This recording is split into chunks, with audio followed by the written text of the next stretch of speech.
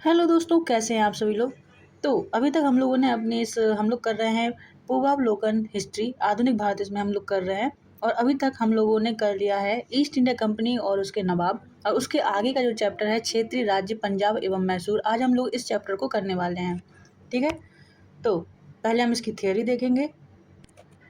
तो कहा गया है कि रणजीत सिंह जो पंजाब के राजा थे, रणजीत सिंह, उनका जन्म 13 नवंबर 1780 को सुकरचकिया मिसल के मुखिया महासिंह के घर में हुआ था।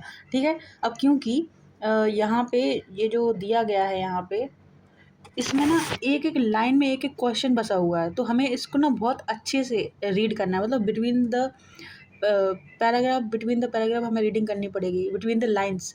ओके, बिटवीन द लाइन्स हमें इसमें पढ़ाई करनी पड़ेगी। ठीक है, तो चलो अभी स्टार्ट करते हैं। हाँ जी, तो रणजीत सिंह का जन्म 13 नवंबर 1780 को सुकरचकिया मिसल के मुखिया महासिंह के घर में हुआ था। महाराजा रणजीत सिंह और अंग्रेजों के बीच 25 अप्रैल 1809 को एक अमृतसर की संधि हुई थी। उसने 1818 ईस्वी में मुल्तान, 1819 ईस्वी में कश्मीर और 1834 ईस्वी में पेशावर और खैबर पख्तून को जीत लिया।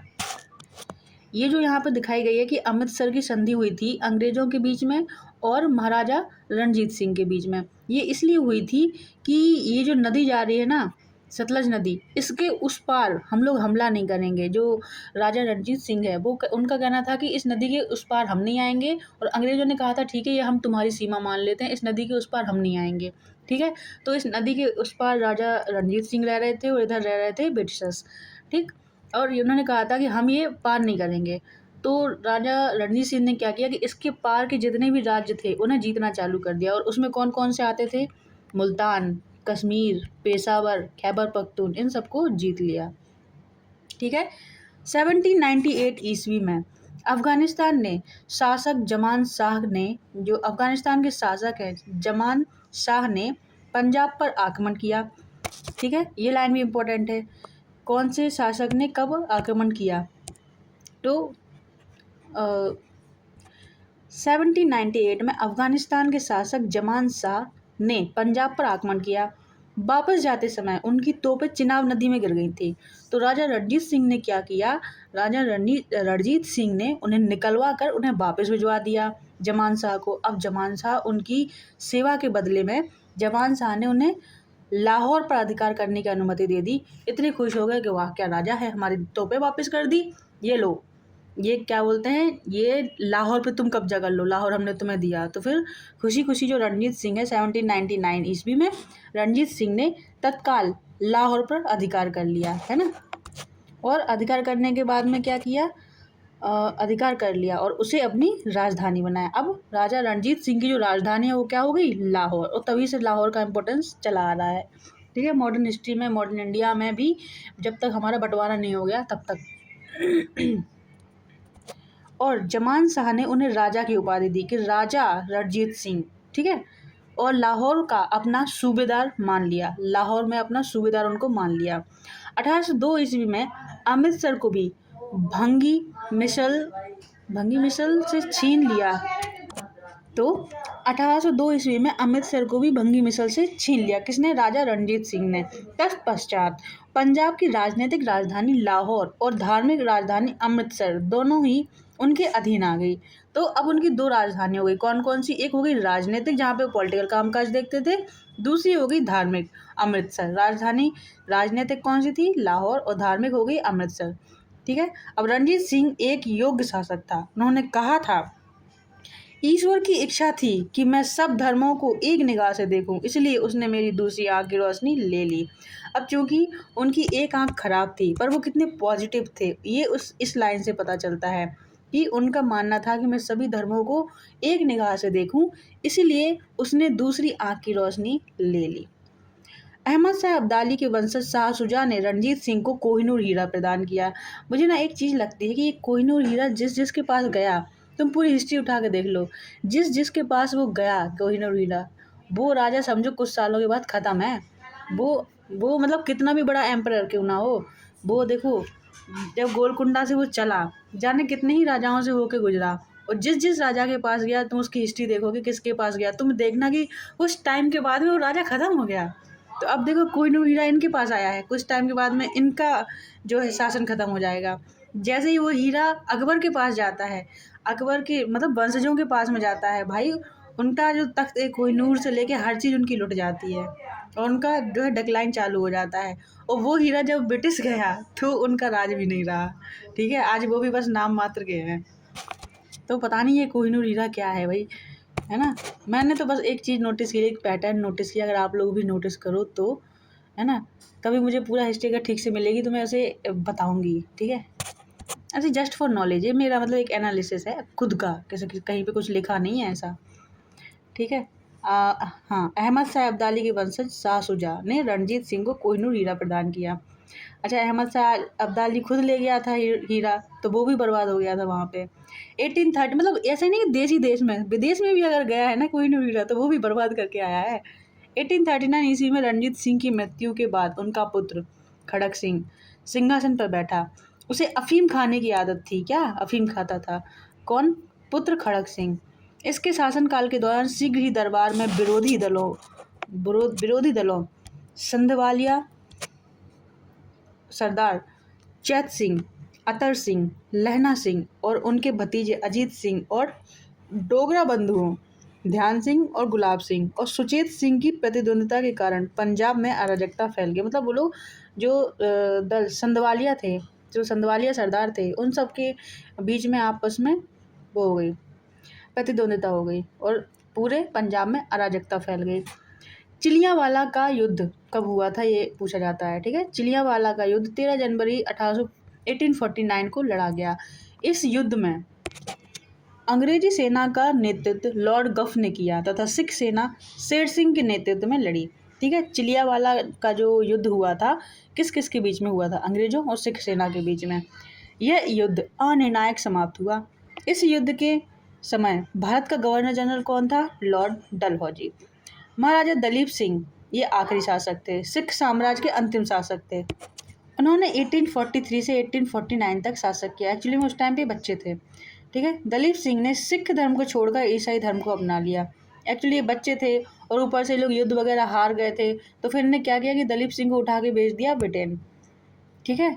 और ब्रिटेन के बाद में इनकी शिक्षा दीक्षा वहीं पर चालू कर दी और फिर इनको सिख धर्म अपना दिया। उन्होंने सिख धर्म अपना लिया, फिर रसिया वगैरह भी घूमते रहे और रसिया में ही शायद इनकी भी डेथ भी हो जाती है, रूस में, ठीक है। दलीप सिंह ने सिख धर्म को छोड़कर ईसाई धर्म अपना दिया। इन्होंने रूस की यात्रा भी की और इनका निधन पेरिस में हुआ था, फ्रांस में हुआ था, रूस में नहीं, फ्रांस में हुआ था इनका निधन अक्टूबर 1893 ईस्वी में पेरिस में हो गया था। अच्छा, यहाँ से क्वेश्चन ऐसे पूछा गया था, मैंने पढ़ा था तो मुझे थोड़ा सा याद आ रहा है कि राजा दलीप सिंह के बारे में पूछा जाता है कि इन्होंने सिख धर्म को छोड़कर, एक मतलब स्टेटमेंट वाइज दिया जाता है कि दलीप सिंह ने सिख धर्म को छोड़कर ईसाई धर्म को अपनाया था। कथन सही है या गलत। इन्होंने रूस की यात्रा कभी नहीं की थी, ऐसा। तो इसमें पहला वाला कथन एकदम सही होता है, दूसरा वाला भी एकदम सही होता है, लेकिन उसमें पहला और दूसरा बोलते हैं कि कौन सा गलत है कौन सा सही है। मतलब दूसरा वाला गलत हो जाता है क्योंकि अभी मैंने बोला ना कि इन्होंने रूस की यात्रा कभी नहीं की थी, तो इन्होंने की थी, ठीक है। तो इसके आगे इनका निधन कहाँ पे हुआ था, फ्रांस पेरिस में हो गया था। इनकी अंत्येष्टि इंग्लैंड में हुई थी, ठीक है। मतलब फ्रांस से इनकी बॉडी ले जाके इंग्लैंड में, क्योंकि काफ़ी बचपन वहाँ पे बीत गया तो हो गया होगा, जान पहचान रिश्तेदार घर परिवार वाली फीलिंग आ गई होगी उन्हें। 1849 ईस्वी में द्वितीय आंग्ल सिख युद्ध की समाप्ति पर अंग्रेजों द्वारा पंजाब का विलय कर लिया गया तथा दलीप सिंह को पेंशन देकर बाद में ब्रिटेन भेज दिया गया। पंजाब के ब्रिटिश साम्राज्य में विलय के बाद लॉर्ड डलहौजी 1849 ईस्वी में पंजाब पर शासन करने के लिए 3 लोगों की एक परिषद का गठन किया, जिसमें सर हेनरी लॉरेंस को अध्यक्ष तथा जॉन लॉरेंस और चार्ल्स ग्रेनविले को सदस्य के रूप में नियुक्त किया। तो ये 3 लोग हो गए। प्रथम अब आ गया यहाँ पे, ये पंजाब की बात थी, यहाँ तक ख़त्म हो गई, ठीक है। अब नेक्स्ट है यहाँ पे मैसूर की बात चालू हो जाती है। मैसूर आज का केरल मान लो तुम, ठीक है, उधर है मैसूर। मैसूर के बारे में कहा गया है कि प्रथम आंग्ल मैसूर युद्ध 1767 से लेकर 1769 में हुआ था। इस युद्ध में हैदर अली विजयी हुआ। इस दौरान अंग्रेज गवर्नर बेरेल्स था। युद्ध 4 अप्रैल 1769 1769 शायद, क्या बोलते हैं इसको क्या बोलेंगे, 1759, 69 को क्या बोलेंगे देख लेना आप। 1769 को मद्रास की संधि द्वारा समाप्त हुआ।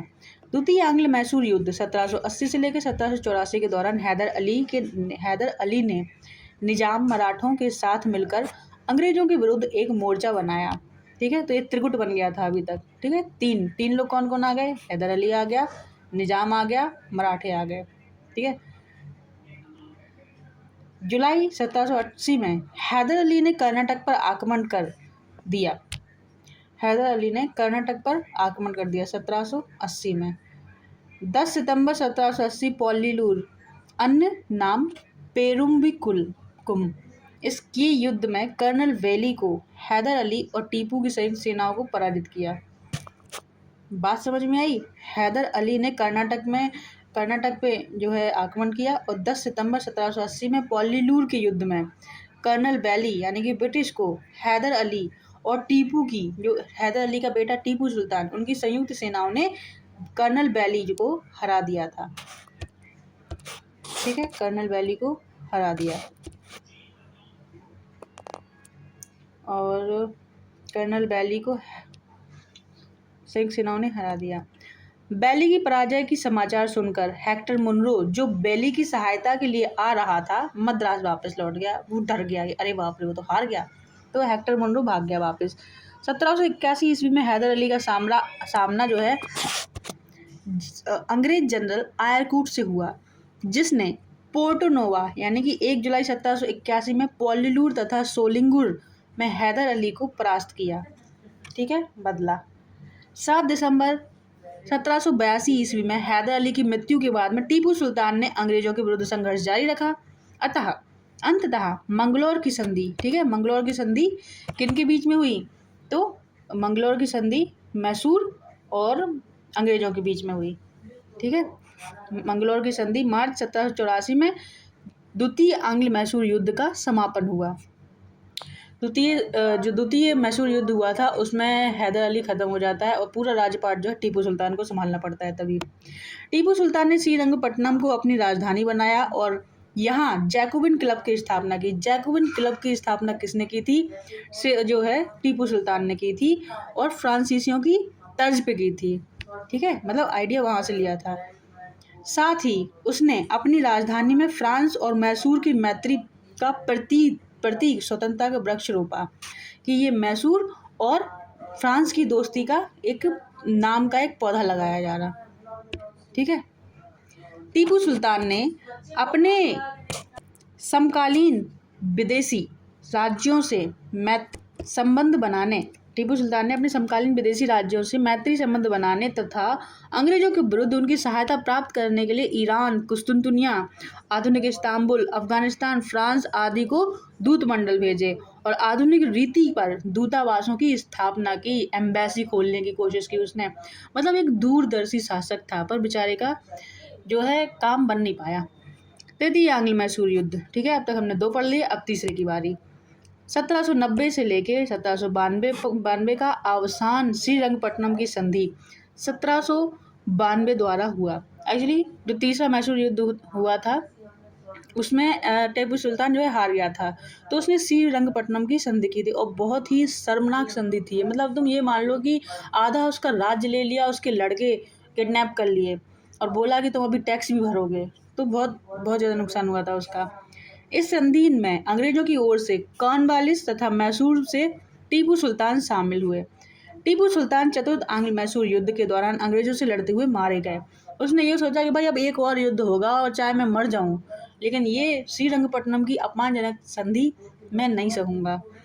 इसके कुल सदस्यों को इसके कुल के सदस्यों को वेल्लोर में कैद कर दिया गया। टीपू सुल्तान के जो भी सदस्य बचे हुए थे उसके कुल के, उन सबको वेल्लोर में कैद कर दिया गया। इस युद्ध के समय अंग्रेजी सेना को आर्थर वेलेजली, बंगाल के जो गवर्नर जनरल थे उस टाइम पे, आर्थर वेलेजली लीड कर रहे थे। और जो आर्थर वेलेजली थे वो लॉर्ड वेलेजली के भाई थे, ठीक है। और स्टुअर्ट ने अपना नेतृत्व प्रदान किया।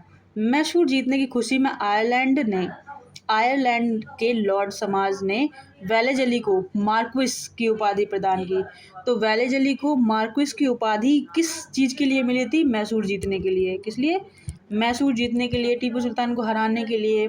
आंग्ल मैसूर चतुर्थ संधि में मिली थी, कुछ भी बोल सकते हो। तो ये याद रखना है, मार्क्विस की उपाधि किसे मिली थी? लॉर्ड समाज ने वेलेजली को दी थी। किसको दी थी? वेलेजली को दी थी। आर्थर वेलेजली किसे दी थी? आर्थर वेलेजली, अभी हमने यहाँ पे देखा, ठीक है। आर्थर वेलेजली को दी थी मार्क्विस की उपाधि, जो कि बंगाल के गवर्नर जनरल लॉर्ड वेलेजली का भाई था, ठीक है। मार्क्विस की उपाधि मिल गई। युद्ध के बाद अंग्रेजों ने मैसूर की गद्दी पर पुनः अड्यार वंश के एक बालक कृष्णराज को बिठा दिया। पुनः यहाँ पे क्यों लिखा है? क्योंकि एक अड्यार वंश के शासक हुआ करते थे, उनको हराकर या उनको हटाकर जो है जो टीपू सुल्तान के पिताजी हैं हैदर अली, उन्होंने शासन स्थापित किया था।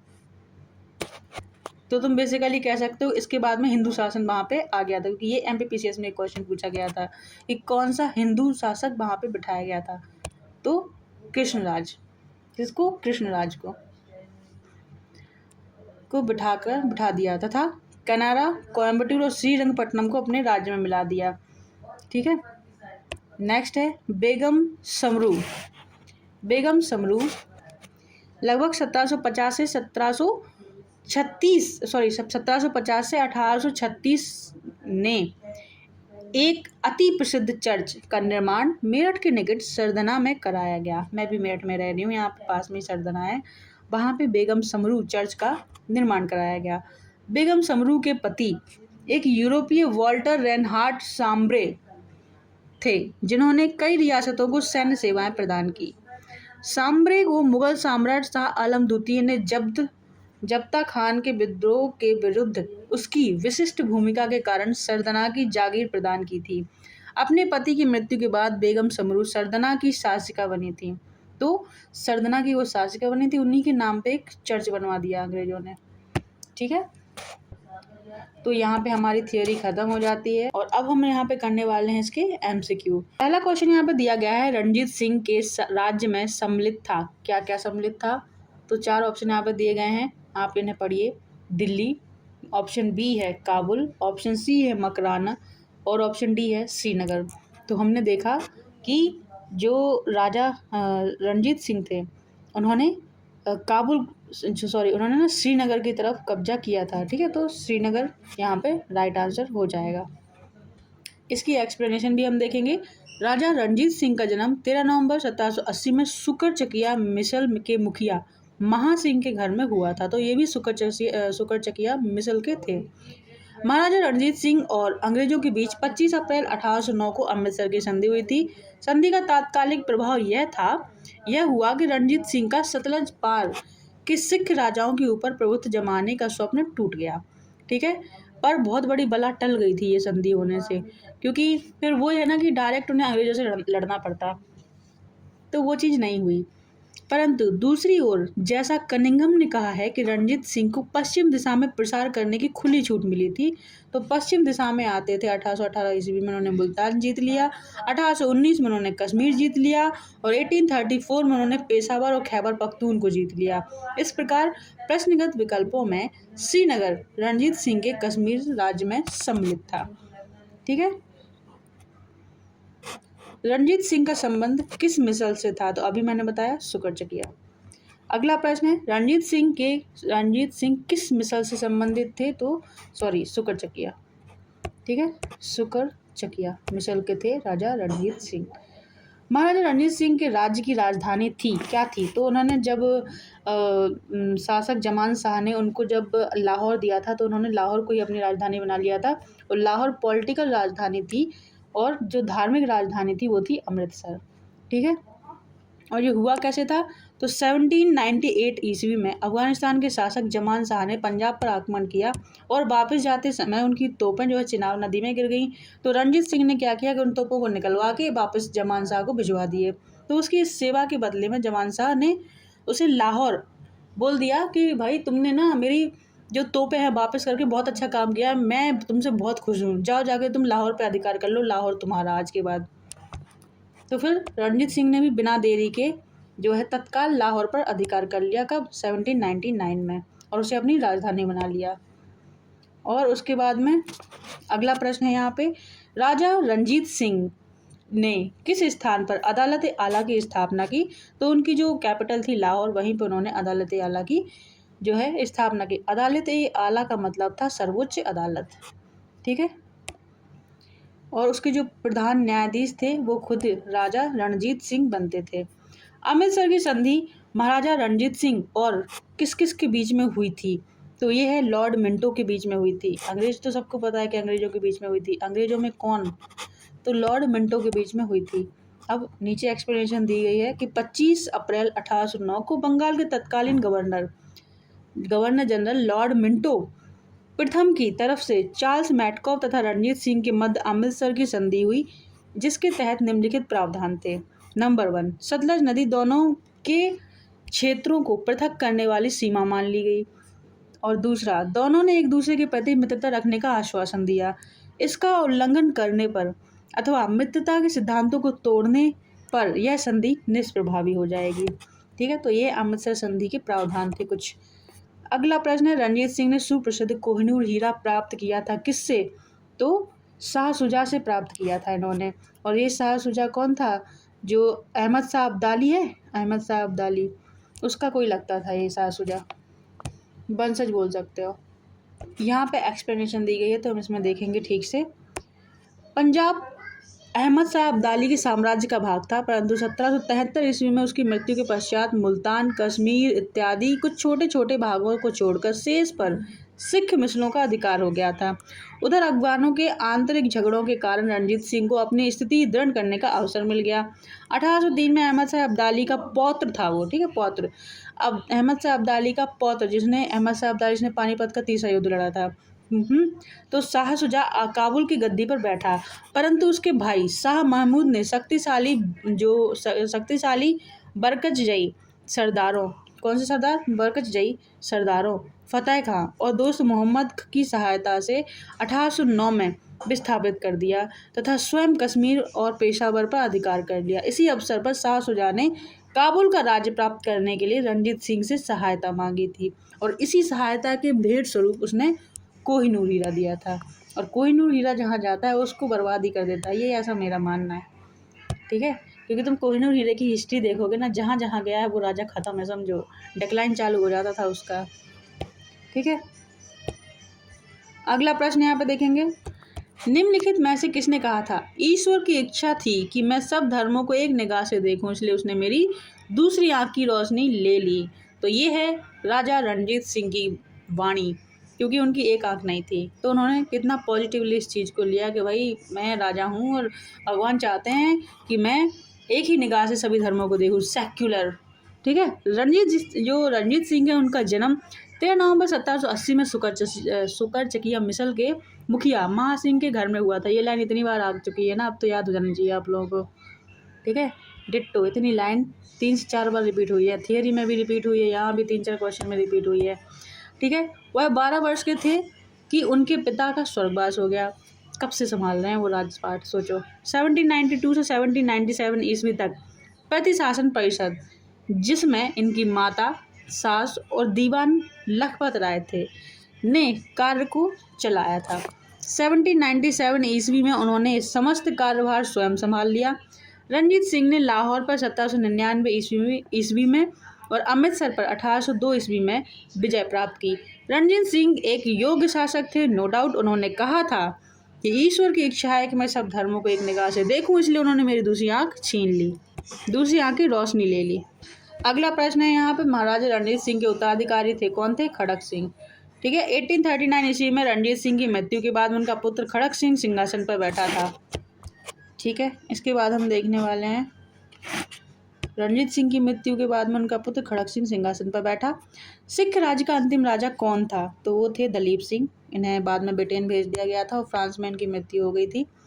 ठीक है, अगला प्रश्न देखेंगे यहाँ पे हम। पंजाब के पूर्व महाराजा दलीप सिंह के विषय में निम्नलिखित में से कौन से कथन सत्य है? हाँ, ये वाला क्वेश्चन मैंने थियरी में भी कराया है।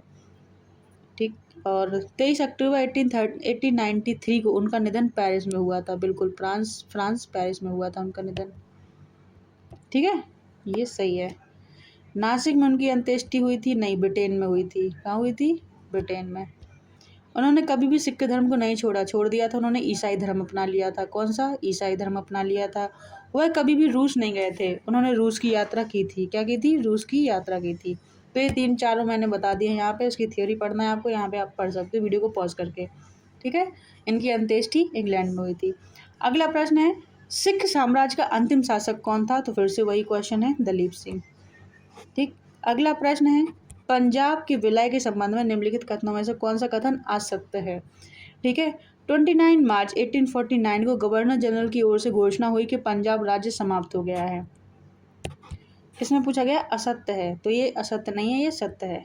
ठीक है, अब तक पूरा राज्य खत्म हो चुका था। महाराजा दलीप सिंह के सभी प्रदेश भारतीय ब्रिटिश साम्राज्य का हिस्सा बन गए। ये भी सही है, उन्होंने पूरा हथिया लिया था। दलीप सिंह को 2,50,000 वार्षिक पेंशन दे दी गई। नहीं, उन्हें 5 लाख या 4-5 लाख की जो वार्षिक पेंशन थी उस पर रखा गया। उपयुक्त में से कोई नहीं। ठीक है, तो एक गलत है, सी यहाँ पे आपका जो है राइट आंसर हो जाएगा। उन्हें 4-5 लाख, ये देखो, उन्हें लगभग 40,000 पाउंड, जो कि 4-5 लाख रुपए होते थे उस टाइम पे, की वार्षिक पेंशन दे दी गई और शिक्षा प्राप्त करने के लिए इंग्लैंड भेज दिया गया। इनकी मृत्यु कहाँ पे हुई थी? मृत्यु हुई थी फ्रांस पेरिस में। कहाँ हुई थी? फ्रांस पेरिस में हुई थी। उनकी अंत्येष्टि हुई थी ब्रिटेन में। कहाँ हुई थी? ब्रिटेन में। पंजाब के विलय के पश्चात पंजाब पर शासन करने के लिए निम्नलिखित में से कौन 3 परिषद का सदस्य नहीं था? तो अभी मैंने थियरी जब कराई तो उसमें इन तीनों का नाम थे, तो उसमें पूछा गया सदस्य नहीं था, तो ये ए नहीं थे। ठीक, और ऊपर देखेंगे, हाँ, सी ऑप्शन है, जॉन लॉरेंस और जॉर्ज रॉबर्ट मॉन्टेमोगरी। यूपीएससी मेंस ए और डी इसमें दोनों आंसर बताया गया, क्योंकि ये भी नहीं थे और ए भी नहीं था, तो ए एंड डी हो जाएगा। और ऐसा तो हो नहीं सकता, तो ये आंसर गलत था। तो कोई बात नहीं, हम लोग यहाँ पे थियरी देखेंगे कौन कौन थे। पंजाब के ब्रिटिश साम्राज्य की विलय के बाद लॉर्ड डलहौजी 1849 ईस्वी में पंजाब पर शासन करने के लिए 3 लोगों की एक परिषद का गठन किया, जिसमें सर हेनरी लॉरेंस को अध्यक्ष बनाया गया। जॉन लॉरेंस, हेनरी लॉरेंस और जॉन लॉरेंस और चार्ल्स ग्रैनविल मॉनसेन को सदस्य बनाया। ये 3 लोग हो गए। H.M. इलियट तथा रॉबर्ट मॉन्टमोगरी इस परिषद के संबंधित नहीं थे। प्रथम आंग्ल मैसूर युद्ध 1769 से 69 में कौन विजयी हुआ था? बी, हैदर अली। अगला वो है, मतलब कि इसकी एक्सप्लेनेशन भी हम देखेंगे। तो प्रथम आंग्ल मैसूर युद्ध 1767 से लेकर 69 ईस्वी में अंग्रेजों और हैदर अली के मध्य में हुआ था। ठीक है, निजाम मराठे एवं अंग्रेज हैदर के विरुद्ध एक त्रिगुट संधि में सम्मिलित हुए। ठीक है, निजाम, मराठे और ये तो एक गुट बना जब निजाम हैदराबाद का, मराठे और अंग्रेज ये तीनों साथ में आ गए। फिर एक गुट बना था जब हैदर अली ने संधि की थी, तो यहाँ पे हैदर अली, ठीक है, ये हैदर अली मान लेते हैं यहाँ पे, मराठे और निज़ाम, एक ये वाला त्रिगुट बना था।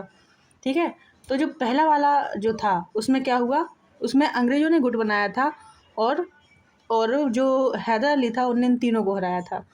हैदर अली ने अपनी कूटनीति और सूझबूझ से इस त्रिगुट को भंग करने का प्रयास किया। उसने मराठों को धन देकर, निजाम को प्रदेश का प्रलोभन देकर अपनी ओर मिला लिया, फिर कर्नाटक पर आक्रमण किया। तो ये दूसरा वाला त्रिगुट बन गया यहाँ पे।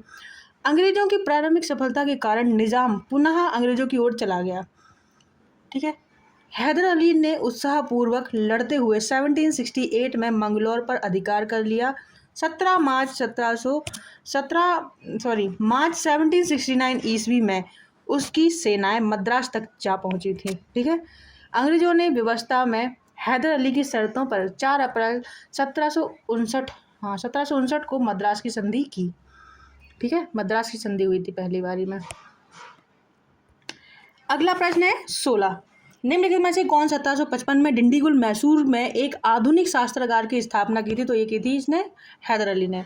1742 में वेंकट राय के नेतृत्व में मैसूर सेना ने डिंडीगुल पर विजय प्राप्त की। 1755 ईस्वी में मैसूर के महाराजा ने स्थिति को संभालने के लिए हैदर अली को डिंडीगुल भेजा और 1755 में हैदर अली ने डिंडीगुल पर कब्जा कर लिया। इस किले को एक सैन्य चौकी में बदल दिया। बाद में हैदर अली मैसूर का वास्तविक शासक बन गया। 1777 ईस्वी में उन्होंने पुरसान मीर साहिब को डिंडीगुल का गवर्नर नियुक्त किया। ठीक है, अगला प्रश्न देखेंगे। अगला प्रश्न है ब्रिटिश जनरल जिसने हैदर अली को पोर्टोनोवा के युद्ध में हराया था। ब्रिटिश जनरल जिसने हैदर अली को पोर्टोनोवा के युद्ध में हराया था वो था सर आयरकूट। कौन था? Sir Eyre Coote. 1781 ईस्वी में हैदर अली का सामना अंग्रेज जनरल आयरकूट से हुआ जिसने पोर्टोनोवा के युद्ध में हैदर अली को परास्त किया। अगला प्रश्न है टीपू सुल्तान ने अपनी राजधानी बनाई थी, तो उसने श्रीरंगपट्टनम को अपनी राजधानी बनाई थी। ठीक, अगला प्रश्न है निम्नलिखित भारतीय शासकों में से कौन था जिसने विदेशों में आधुनिक पद्धति से दूतावास स्थापित किए थे? तो अभी हमने देखा था हैदर अली ये सब कर रहा था।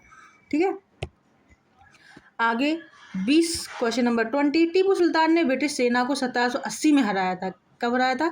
1780 में हराया था पोल्लीलूर में। ठीक, कहाँ पे हराया था? पोल्लीलूर में। तो इसकी एक्सप्लेनेशन देख लेते हैं, इंपॉर्टेंट है। हैदर अली एवं टीपू सुल्तान ने मराठों तथा निज़ाम के साथ एक समझौता कर लिया तथा फ्रांसीसी सहायता का वचन ले लिया तथा कर्नाटक पर जुलाई 1780 में आक्रमण करके अरकाट पर अधिकार कर लिया। तत्पश्चात 10 सितंबर 1780 को हैदर अली और टीपू की संयुक्त सेनाओं ने पोल्लीलूर, अन्य नाम था पेरुम्बकम के युद्ध में कर्नल बैली को बुरी तरह पराजित किया। बैली की पराजय का समाचार सुनकर कर्नल हेक्टर मुनरो जो बैली की सहायता के लिए आ रहा था वापस लौट गया। अतः विकल्प भी सही है। अगला प्रश्न हम यहाँ पे देखेंगे, अंग्रेजों ने श्रीरंगपट्टनम की संधि किसके साथ में की थी? तो श्रीरंगपट्टनम की संधि किसके साथ में हो सकती है? टीपू सुल्तान के साथ में, क्योंकि वही बचा था। हैदर अली खत्म हो गया था सेकेंड वॉर में। ठीक, इसकी एक्सप्लेनेशन देख लेते हैं। तृतीय आंग्ल मैसूर युद्ध 1790 से लेकर 92 का अवसान श्रीरंगपट्टनम की संधि, अवसान मतलब खत्म, तो श्रीरंगपट्टनम की संधि से हुआ था। एक कॉल आ गई थी, सुबह चली गई थी, कोई बात नहीं, स्टार्ट करते हैं। तृतीय आंग्ल मैसूर युद्ध का अवसान श्रीरंगपट्टनम की संधि से हुआ था। अवसान मतलब मैं बता रही थी, अवसान का मतलब होता है समाप्त करना। ठीक है, इस संधि में अंग्रेजों की ओर से कॉर्नवालिस तथा मैसूर की ओर से टीपू सुल्तान लड़ रहा था। टीपू सुल्तान, इसके अनुसार टीपू को अपने राज्य का लगभग आधा भाग अंग्रेजों को तथा उनके साथियों को देना पड़ा। तो ये तृतीय मैसूर युद्ध जो था, जो टीपू सुल्तान के लिए बहुत ज़्यादा अपमानजनक संधि थी ऐसा मानो, और साथ ही युद्ध के हार जाने के रूप में टीपू को 3 करोड़ रुपए देने पड़े। मतलब एक तो उसका आधा राज्य चला गया था, ठीक है, उतना विवश हो गया कि उसको अपने बच्चे भी देने पड़े थे ऊपर से। ठीक, और 3 करोड़ रुपए और अलग से फाइन मार दी कि वो उठ ही ना पाए दोबारा, कभी अंग्रेजों को देना था। श्रीरंगपट्टनम की संधि में यह शामिल था कि जब तक टीपू 3 करोड़ रुपए नहीं दे देता तब तक उसके 2 पुत्र उसके कब्जे में रहेंगे। कॉर्नवालिस ने इसी संधि को बाद में टिप्पणी की कि हमने अपने शत्रु को प्रभावशाली ढंग से पंगु बना दिया तथा साथियों को भी शक्तिशाली नहीं होने दिया। तो किसने कहा था? कॉर्नवालिस ने कहा था ये वाली लाइन, कि इनका मतलब ये हुआ ना कि इन्होंने ना क्या किया, मैसूर इतना परेशान कर रहा था अंग्रेजों को, ठीक है, और मराठा और निजाम के साथ में इनने क्या किया कि संधि कर ली, तुम दोनों कुछ मत करना, मैं देख लूँगा पूरा का पूरा। ठीक है, तो इन दोनों ने कुछ नहीं किया, मदद के लिए आगे नहीं आए, फिर बाद में इनकी भी बारी आती है, तो ये भी अपना भुगतते हैं। आगे, टीपू सुल्तान अंग्रेजों के साथ युद्ध में कब मारे गए? तो ये है बी, 1799 में। हमारे इंडियन राजाओं की दिक्कत यही थी, विदेशियों के साथ में एक साथ आके नहीं लड़ते थे। ठीक है, पर खैर हिस्ट्री तो हिस्ट्री है। अगला प्रश्न है, प्रथम आंग्ल मैसूर युद्ध सुमेलित करना है इसको। तो प्रथम आंग्ल मैसूर कौन सा सुमेलित है? प्रथम आंग्ल मैसूर युद्ध हैदर अली पराजित हुआ, नहीं, हैदर अली जीत गया था पहले वाली में। दूसरा वाला, द्वितीय आंग्ल मैसूर युद्ध हैदर अली ने अंग्रेजों को पराजित किया था। हैदर अली ने अंग्रेजों को पराजित किया था, नहीं, ये दोनों एक दूसरे के अपोजिट है। दूसरी वाली में वो खुद हार गया था, एक्चुअली खत्म ही हो गया था ऊपर से। तृतीय आंग्ल मैसूर युद्ध, टीपू सुल्तान युद्ध जीता और अपना भूभाग अंग्रेजों को नहीं दिया। तो अभी हमने यहाँ पे एक्सप्लेनेशन देखी कि वो हार गया था और बुरी तरह से उसे 5 करोड़ रुपए भी देने थे और अपने पुत्र भी देने पड़े। चतुर्थ आंग्ल मैसूर युद्ध, टीपू पराजित किया गया और युद्ध के मध्य दिवंगत हो गया। हाँ, ये चौथा एकदम सही है। ठीक है, तो ये इसकी एक्सप्लेनेशन है। वीडियो को पॉज करके एक बार पढ़ लेना। ठीक, अगला प्रश्न देखेंगे, क्वेश्चन नंबर 24। क्वेश्चन नंबर 24 दिया गया है, सूची 1 को सूची 2 से सम्मिलित करना है। संधियाँ दी गई हैं, दूसरी साइड डेट दी गई है कि कौन सी संधि कब की गई। तो इलाहाबाद की संधि की गई थी 1765 में। कब की गई थी? 1765 में। मंगलौर की संधि की गई थी 1784 में। कब की गई थी? 1784 में। सालबाई की संधि की गई थी 1782 में। और मद्रास की संधि आपकी 1769 में की गई थी। ठीक है, मद्रास की संधि 1769 में। तो इस हिसाब से ए का डी, ए का 4, सी यहाँ पे आपका राइट आंसर हो जाएगा। ठीक है, 1 और 3। ठीक, अगला प्रश्न देखेंगे। यहाँ पे अच्छा एक्सप्लेनेशन भी दी गई है थोड़ी सी, इसको एक बार देख लेते हैं। इलाहाबाद की प्रथम संधि अंग्रेजों और मुगल सम्राट शाह आलम द्वितीय के मध्य 12 अगस्त 1765 को हुई, जबकि इलाहाबाद की द्वितीय संधि अवध के नवाब शुजाउद्दौला और अंग्रेजों के बीच में 1765 में हुई। मंगलौर की संधि द्वितीय आंग्ल मैसूर युद्ध 1780-84 ईस्वी के बाद अंग्रेजों और टीपू सुल्तान के मध्य हुई 1784 ईस्वी में। सालवाई की संधि प्रथम आंग्ल मराठा युद्ध के दौरान महाजी सिंधिया की मध्यस्थता में अंग्रेजों और मराठों के बीच में हुई थी। ठीक है, और मद्रास की संधि प्रथम आंग्ल मैसूर युद्ध में हैदर अली और अंग्रेजों के बीच में हुई थी। कब हुई थी? 1769 में। तो ऐसे क्वेश्चन भी पूछ लिए जाते हैं, ज़्यादा पुराना क्वेश्चन नहीं है, ये यूपीपीसीएसपी 2019 का ही प्रश्न है। ठीक है, आगे देखेंगे।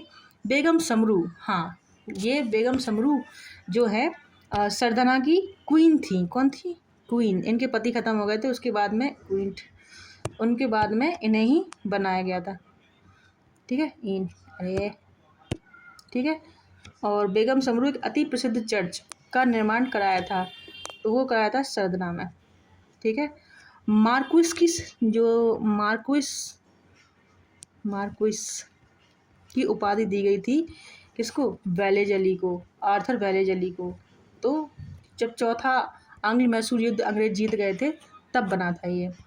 ठीक है, 1750 से 36 ने एक अति प्रसिद्ध चर्च मेरठ के निकट सरदना में इसका निर्माण कराया गया था। अगला प्रश्न यहाँ पे देखेंगे, निम्नलिखित कथनों पर विचार, कौन सा सही नहीं है। अली मर्दाना खान ने बंगाल में राजस्व कृषि पद्धति प्रारंभ की। अली मर्दाना खान ने राजस्व कृषि पद्धति प्रारंभ की। और दूसरा देखेंगे, महाराजा रणजीत सिंह ने लाहौर में तोपों का निर्माण के लिए आधुनिक ढलाई खाने स्थापित किए। कौन सा सही नहीं है पूछा गया। आमेर के सवाई जयसिंह ने यूक्लिड के रेखा गणित के तत्वों का संस्कृत में अनुवाद कराया। ये भी सही है। मैसूर के टीपू सुल्तान श्रृंगेरी मंदिर में देवी शारदा की मूर्ति का निर्माण करने के लिए धन दिया था। ये भी सही है, ये भी सही है, ये भी सही है। ए वाला जो है आपका सही नहीं है, तो इसका जो राइट आंसर हो जाएगा ऑप्शन ए हो जाएगा। और यहाँ पे अली मर्दाना खान नहीं होंगे, मुर्शीद कुली खान होंगे। कौन से? मुर्शीद कुली खान। एक बार इसी क्वेश्चन की हम लोग एक्सप्लेनेशन देखेंगे। यहाँ पर रणजीत सिंह ने तोपखानों पर अधिक बल दिया था। लाहौर तथा अमृतसर में तोपें, गोला और बारूद बनाने के कारखाने लगाए गए। आमेर के सवाई जयसिंह ने यूक्लिड के रेखागणित के तत्वों का संस्कृत में अनुवाद कराया। सवाई जयसिंह ने जयपुर, दिल्ली, बनारस, मथुरा और उज्जैन में 5 वेधशालाओं भी बनवाई थी। टीपू सुल्तान ने श्रृंगेरी में शारदा माता मंदिर के लिए जो है धन दिया था। ठीक है, और बंगाल के राजस्व पद्धति प्रारंभ करने का श्रेय अली मर्दाना खान को नहीं बल्कि मुर्शीद कुली खान को जाता है। ठीक है, और ये यहाँ पे हम देखेंगे द लास्ट वन क्वेश्चन, हाँ लास्ट ही है। द लास्ट क्वेश्चन क्या है? ये है लास्ट क्वेश्चन हमारा। निम्नलिखित कथनों पर विचार कीजिए। पानीपत के तृतीय युद्ध में अहमद शाह अब्दाली ने इब्राहिम लोदी को पराजित किया था। यहाँ पे लिखा है कौन सा सही है पूछा गया है। तो तीसरा युद्ध मराठों के बीच में हुआ था। किसके बीच में? मराठों और अहमद शाह अब्दाली के बीच में। तृतीय आंग्ल मैसूर युद्ध में टीपू सुल्तान की मृत्यु हो गई, उसकी चौथे में हुई थी। क्या उसमें? 4th वाले में हुई थी। इसमें श्रीरंगपट्टनम की संधि हुई थी। प्लासी के युद्ध में सिराजुद्दौला की पराजय के लिए मीर जाफर ने अंग्रेजों से मिलकर षड्यंत्र रचा था। ये एकदम सही है, तो केवल तीसरा यहाँ पे सही है। अगला प्रश्न ये अच्छा है, IAS 2004 का क्वेश्चन है, इसकी एक्सप्लेनेशन एक बार देख लेंगे। 14 जनवरी 1761 को पानीपत की तीसरी लड़ाई में अहमद शाह अब्दाली ने सदाशिवराव भाऊ के नेतृत्व वाली मराठा सेना को बुरी तरह पराजित कर दिया। JN सरकार के अनुसार महाराष्ट्र में संभवतः ही कोई परिवार ऐसा नहीं होगा जिसने कोई न कोई संबंधी ना खोया हो। इतनी लाशें बिछी थी उस टाइम पे, तथा कुछ परिवारों का तो सर्वनाश ही हो गया था। 1790 से लेकर 92 में हुए तीसरे आंग्ल मैसूर युद्ध में